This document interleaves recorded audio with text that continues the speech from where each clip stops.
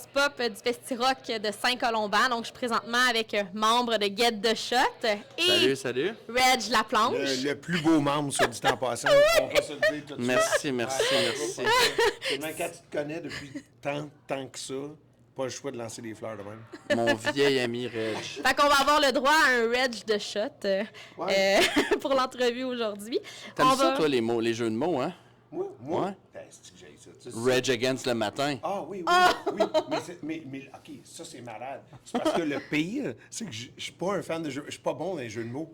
Puis là, le monde disait, à ma manière en ondes, je fais comme, ouais, mais, tu sais, moi, les jeux de mots, tu sais, je pogne pas tant que ça. Puis là, à ma manière, quelqu'un m'a écrit, fait comme, Chris, esti, ton show de radio, c'est un jeu de mots. Puis j'ai fait comme, OK, c'est beau. Effectivement. Fait que c'est bon, on a réglé ça. J'aime les jeux de mots. Reg the Shot. Mais en plus, non seulement on a réglé ça, mais on va faire les choses à l'envers. Je vais commencer par ma dernière question. Parce qu'on va en profiter, vu que toi puis Reg, vous avez un bon lien. Reg doit quitter pour présenter le Planet Smasher dans quelques minutes. Fait que ma dernière question, qui va être la première finalement? Et j'aimerais savoir une anecdote crunchy de tour de Get the Shot. L'anecdote en fait, c'est même pas Get the Shot. Là. J'ai une anecdote, c'est pas Get the Shot. C'est, étant donné que Reg est tout passage, j'ai dit il faut absolument qu'on l'invite parce qu'il faut qu'on souligne nos... maintenant, ça va faire 20 ans bientôt. 20 ans, ça fait 18 ans. Ah, en fait, on est majeur maintenant dans notre relation. Ça... C'est une bonne chose. C'est une bonne chose. Reg, ma première tournée, OK, avant même que Get the Shot arrive, moi, je jouais dans un band punk rock qui s'appelait Not for Pigs, que le monde a oublié, mais j'étais aussi roadie pour un band qui s'appelle Mute. Ouais. Mute avait la chance d'ouvrir sur la tournée 1, 2, 3 Punk en 2005 avec un excellent line-up qui était le gros break là, de Rise Against. À cette époque-là, Siren Song of the Counterculture. On était encore au stade où est-ce qu'ils pouvaient jouer dans des grosses salles de cégep, des trucs comme ça, mais c'était pas encore des arénas. Puis moi, c'était ma première vraie tournée professionnelle comme merch guy, roadie. Puis c'est là que j'ai rencontré Reg. Puis Reg, tout de suite, a brisé le malaise. Chaque matin, on était jeunes. Chaque matin, on carburait. Mais vous êtes encore jeune, hein? D'esprit, de toujours. peur, là. Chaque matin, Reg avait le... Tu sais, des fois, t'es fatigué, t'es en tournée, le rythme va beaucoup vite, tu sais, c'est effréné. Reg savait toujours, pendant qu'on travaille, on loadait, arriver en disant, les gars, Silver Bullet, une petite fraîche, puis lancer une bière comme ça, là, au petit matin, comme ça craquait, puis ça startait la journée du bon pied. La tournée était commanditée, je sais pas si c'était commandité, mais on avait plein de Coors Light. Fait, qui s'appelle une Silver Bullet en anglais, puis c'était les pubs. Mais moi, je me promenais comme des étoiles ninja. Je me promenais avec un sac puis une caisse de bière. Puis quand les gars étaient soit en train de déloader ou loader, ils savaient pas, je me cachais, je sortais du coin, puis là, je faisais Silver Bullet, puis j'ai juste là... Il y en a qui manquaient, ça tombait à terre, ça pétait. Il y en a d'autres qui pognaient, ils craquaient. Mais toute la tournée, j'ai juste lancé des Silver Bullets. Tu te rends compte que tu es un précurseur, tu es un pionnier de ce qu'on appelle maintenant se faire icer. Avec la Smirnoff, tu es un pionnier du icing, mais tu faisais du silver bulleting. En 2023, j'ai quasiment de l'air de quelqu'un qui essaie juste de comme faire boire le monde, qui n'est pas une bonne affaire. Tu sais, j'ai de l'air de comme quelqu'un, hey, toi, femme ta gueule, bois la bière, je te lance. Non, tu sais, c'était vraiment juste... Je suis allé maintenant à ma 6e année de sobriété. C'est ça qui est le pire. Oh. À cause de moi. Ah, possiblement. À cause de cette tournée-là. OK. Merci, Reg. J'aime. Ah, toi. Bon show tantôt. Merci. J'ai hâte de vous présenter. Faites attention aux enfants. Ça va être malade, OK? Ouais. OK! Bye! Salut, Bad Crew. Non, OK, pas de suite. Fait qu'on va retourner à nos questions, peut-être un petit peu plus sérieuses, peut-être un petit peu moins. Mais sérieusement, tant qu'à d'être dans le sujet chaud, je vais te demander quand même de me donner un petite anecdote spicy de tour de Get the Shot aussi. Get the Shot, on est rendu avec, je les compte plus, mais on doit avoir au moins 600 shows derrière la cravate. Plusieurs tournées, on n'a jamais vraiment arrêté. En fait, c'est un band qui a été conçu. J'ai un peu menti aux gars lors de la création du band. Quand j'ai appelé, on s'est rejoints, on se connaissait pas tous. J'ai dit, on va prendre ça relax, juste fonder un band hardcore. J'ai jamais eu le band hardcore. Pogné JP qui avait déjà chanté dans Bridge Too Far, Farewell. Puis je dis, lui, il chante vraiment bien, je le veux dans le band, etc. Je dis, on va prendre ça relax, parce que les gars, on était rendus à 23, 24 ans, déjà un peu des jobs. Puis ça n'a pas été long. Ça a pris, je pense, 1 an qu'on était déjà sur la route, puis qu'on tournait. 2013, on était déjà en Europe. Fait qu'il y en a énormément. Tu as retrouvé un épisode crunchy. Je pense que je vais y aller avec le truc le plus flyé qu'on a fait. C'est vraiment d'être allé tourner à Cuba en 2015. D'ailleurs, si vous tapez Get the Shot Cuba, sur YouTube, vous allez trouver, il y a comme des documentaires qui ont été faits par notre ami Daniel Vandal de Créac. Ça, c'était complètement irréel, surréel en fait. Il n'y avait pas de band heavy qui avait joué parce que le rock a été prohibé tellement longtemps. Sepultura était allé faire une tournée une fois, puis il avait laissé du gear, là, du matériel, puis nous, on a été capable d'y aller. On était vraiment dans les premières vagues de premiers bands hardcore à y aller.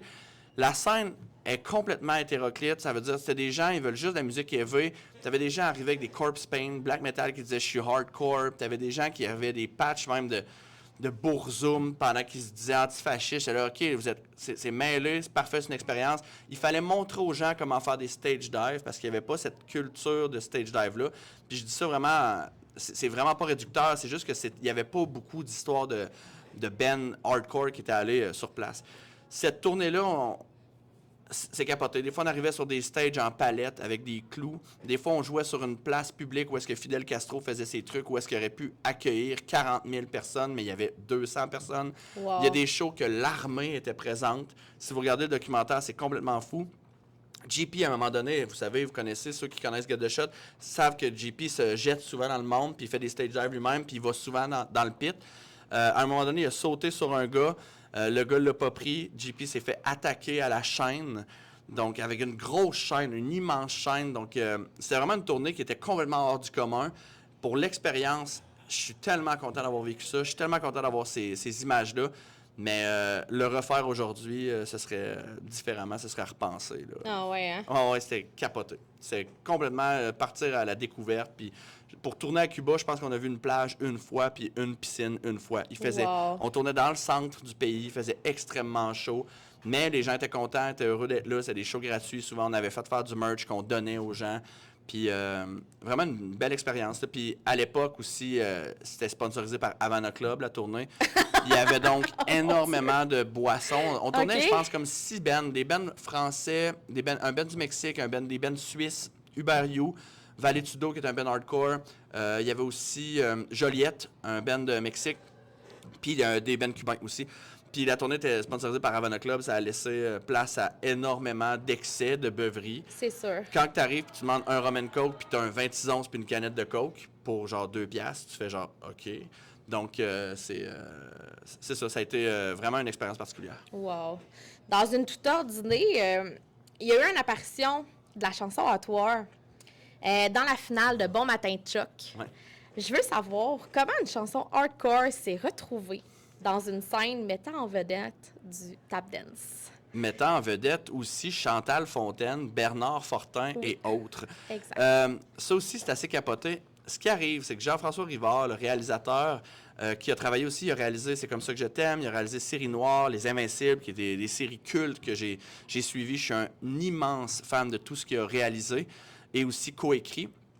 Je l'ai vu débarquer à un moment donné un show qu'on faisait, je pense c'était au Fouf, peut-être pendant le Poudza Fest, je me rappelle plus, il y a plusieurs années. Il s'est présenté à moi, puis là, hey, il dit « Je suis un gros fan, nanana, je serais vraiment sur vous. » Je dis « Hey, moi, je suis un gros fan aussi. » Puis on a commencé à entretenir une relation juste de se texter amical, tout le temps à prendre des nouvelles, on se voit, j'ai envoyé du gear. Des fois, il était à TV, à Radio-Canada, avec une tuque de Get the Shot. Je suis là, hey, ça, c'est tellement cool.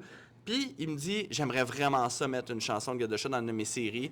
Il avait essayé, je pense, de le mettre dans la série C'est comme ça que je t'aime, mais vu le clash avec les années 70, ça marchait plus ou moins. Je dis, bon, c'est pas grave, tu sais. Puis là, quand il m'a envoyé, il dit, j'ai une surprise pour toi, je le mets, c'est ma série cette fois-ci. Bon matin, Chuck, j'ai l'entière liberté de le faire. Tu vas voir, c'est assez flyé. Puis quand il m'a envoyé la scène la veille que ça sorte au grand public, j'étais sur le cul. J'ai montré ça à tout le monde. C'est tellement bien fait. Le danseur, malheureusement, j'ai un blanc de son nom, mais qui est un danseur professionnel qui avait fait Révolution aussi. Le travail qu'il a fait, puis de ce que Jeff m'a conté, c'est qu'il a laissé carte blanche. Il dit, écoute cette chanson-là, crée-moi quelque chose. Ils l'ont fait, puis on dit, OK, parfait, on garde ça comme ça avec les enchaînements. Il a fait un peu d'impro pour faire des fils remplacés. C'est capoté. Puis il y a le petit côté humoristique que Jeff a placé à la fin qui fait comme remercier, puis il court vers la fin pour aller arrêter la chanson. J'ai dit, c'est génial. Puis pour ceux qui ont vu la série, le personnage, je trouve que il parle pas de la saison, puis il arrive avec ça. Je trouve que ça veut tout dire. C'est capoté. Je suis extrêmement reconnaissant envers Jeff d'avoir mis notre œuvre sur une de ses œuvres. Donc, c'est un beau match. Ça permet aussi de découvrir le hardcore à un public un peu monsieur et madame tout le monde, un peu comme le festival aujourd'hui aussi, dont vous êtes le headline. Tout à fait, tout à fait. Je ne sais pas à quel point, dans un contexte de TV comme ça, c'est sûr qu'il y a sûrement des gens qui vont s'accrocher, mais tu sais, puis demander c'est quoi cette chanson-là ou etc. Oui, effectivement, ça met la musique à un public qui est beaucoup plus large, puis que au moins je suis content qu'on ait pu cracher ces mots-là Oui. sur la télévision. Hein. Je voulais savoir, avec les multiples tournées que vous avez faites, vous avez été en Europe, vous avez été au Japon aussi récemment, je crois. Je veux savoir l'endroit où il y a eu le mosh pit le plus impressionnant. C'est une bonne question. On est fraîchement revenu. En plus, on est revenu, j'étais encore un peu jet lag. On est revenu dimanche, puis moi, j'ai un jeune enfant donc, qui m'a pas permis de rattraper mon sommeil. Cette dernière tournée-là était massive au niveau des audiences. On a joué au Wacken, qui est immense. On parle de dizaines de milliers de personnes. C'est impressionnant. Le Pollen Rock, je pense pendant la fin de semaine, c'est 500 000 personnes. C'est un festival gratuit. C'est une mer de monde. C'est sûr, ça donne des images de mosh pit impressionnants.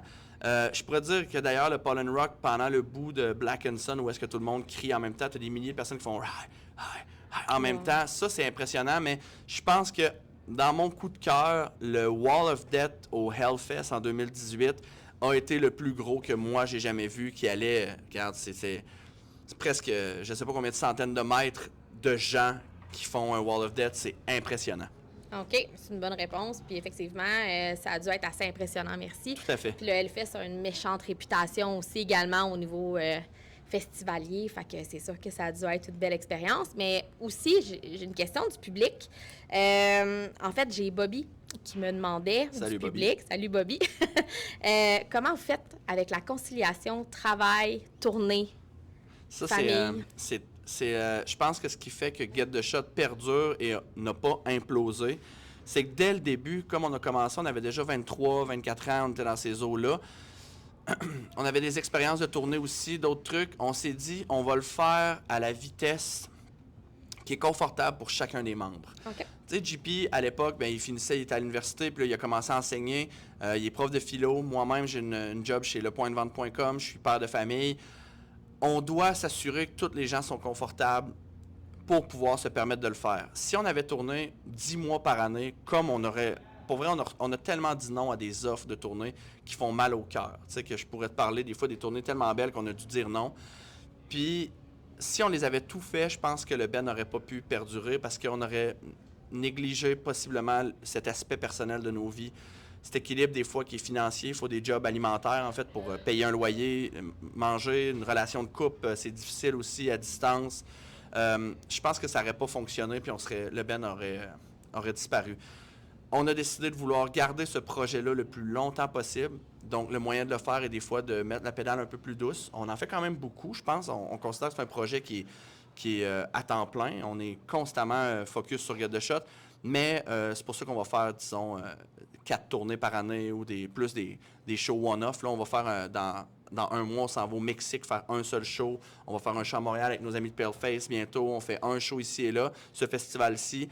Mais au niveau des tournées plus longue durée, on y va vraiment avec le rythme pour conciliation. C'est cette façon-là, c'est un respect, c'est de discuter. Puis si un dit, si JP dit, moi je suis en session de cours, je peux juste pas tourner cette fois-là, on va la décliner. Même si ça fait mal au cœur des fois, on la décline. Si jamais Tom me dit j'ai pas de vacances ou je suis à côté à ma job, on va la décliner, puis on va, par respect pour le collectif qui est Get the Shot. Puis Donc, on voit vraiment aussi, là, veut pas que, à travers les années, vous êtes un band qui est soudé, vous êtes un band qui est solide, puis ça paraît dans votre ascension musicale aussi. Tout à fait. Je pense qu'il y a quand même un énorme... C'est une deuxième famille, en fait. Là. C'est clairement... Il faut respecter. Récemment, on a eu des changements au niveau du band pour la première fois depuis 10 ans, en fait. Les gars, je pense, d'ailleurs, David, qui était le batteur, lui, ses enfants rentraient à la première année puis évoluaient aussi, la plus vieille. Il a dit, je pense que j'ai besoin d'être un peu plus présent. On a dit, on comprend tout à fait. Merci beaucoup pour le collectif. Merci pour le travail fait. Je t'aime, mon ami. Puis nous, le train continue. On s'est regardé les autres. On poursuit. Fait qu'on baisse la tête puis on lâche pas. Mais je pense que c'est important d'avoir un grand respect et une communication sais, c'est une famille. Des fois, ça vient avec ses très hauts moments, ça vient avec des bas, ça vient des fois avec des doutes et tout. Il suffit juste d'avoir un respect envers l'autre puis de communiquer. Puis c'est la façon d'avoir un band le plus longtemps possible, je pense. Belle réponse. Très belle réponse. Je voulais savoir, petite question peut-être un petit peu aventureuse. On sait que Get the Shot va faire la première partie de Stick to Your Gun pour la tournée Diamond. Est-ce qu'on va avoir la chance de vous avoir en première partie à Montréal aussi? Je penserais pas. Le package est déjà fait.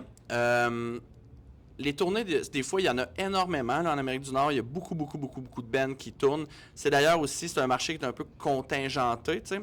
Si tu penses hardcore, tu penses Amérique. Tu penses États-Unis. C'est pour ça qu'on ne s'est jamais trop aventuré. On a fait quelques incursions là-bas aux États-Unis, mais on a plutôt focusé pour l'Europe parce que ça allait bien, puis qu'on savait qu'on n'allait pas se casser la gueule. Eux, leur package est fait, ils tournent ici. Nous, on joue avec Paleface, qu'on a dit on va aller aider c'est des très bons amis. On a dit on essaie de mettre le Club Soda sold out. Ça va être notre show qu'on va faire. On ne fera donc pas partie de la tournée Diamonds à Montréal avec Stick to Your Guns. On va sûrement y être présent dans la salle. Mais on est juste déjà ultra heureux d'être direct support pour la tournée européenne avec eux. Super. Ben écoute, je vais finir avec, tu m'en as énuméré un petit peu, mais je vais te demander où on peut vous voir pour les prochaines dates en tournée avec Get the Shot ou en show avec Get the Shot. Bref, on n'arrête jamais, donc on va toujours revenir. Je sais que les gens s'ennuient un peu au Québec. Je sais qu'on en fait moins. On s'ennuie de vous autres au Québec.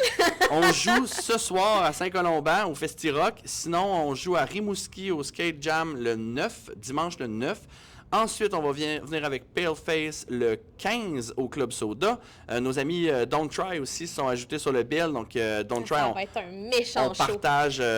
On partage un membre, en fait. Oli, qui joue de la guide dans Get the Shot, est aussi bassiste de Don't Try. Donc, c'est vraiment une famille, c'est nos frères. Ça va être un beau party. Après ça, comme je disais, on s'en va un peu s'aventurer au Mexique. Il va peut-être avoir d'autres dates en novembre à annoncer. Pour l'instant, c'est sur la glace, mais sinon, on s'est réservé une période au début de l'hiver. Donc, en février, on devrait refaire un petit tour du Québec pour aller rejouer avec les copains, là, la famille. Super. Ben, je te remercie beaucoup c'est un plaisir d'avoir participé à mon Vox Pop. Puis je te souhaite vraiment une très bonne performance ce soir en headliner du Festi-Rock de Saint-Colomban. Merci beaucoup.